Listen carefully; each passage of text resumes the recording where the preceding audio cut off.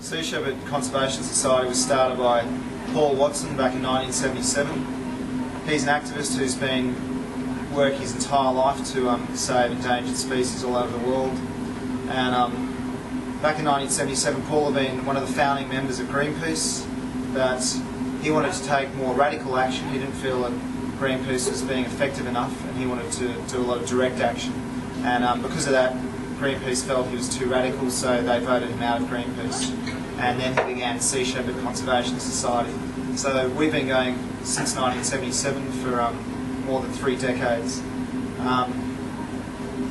Over that time, Paul has started many campaigns all over the world.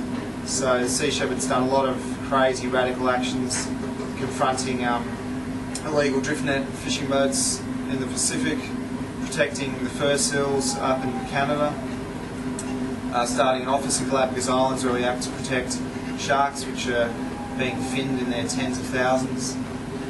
Sea Shepherd also has a presence in the Cove, in Taji, where there's a dolphin slaughter every year. Sea Shepherd's gone to Russia to expose illegal whaling up there. Basically, almost every part of the world, Sea Shepherd's been there.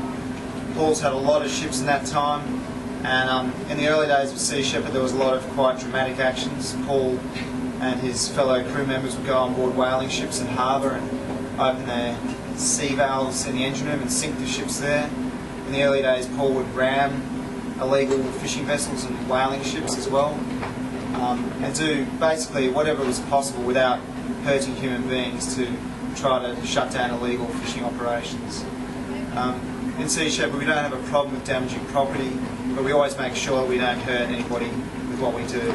We do have a pretty fearsome reputation. We try to create a bit of an aura like that to scare the people we're up against. But in fact, we're pretty much just a community organisation. We're only funded by donations from the public, and you know, we just try and do whatever we can to save the dying marine life of the planet.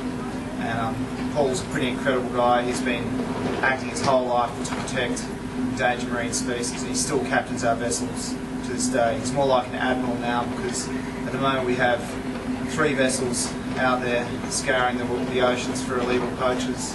We have a lot of equipment now, helicopters and so on.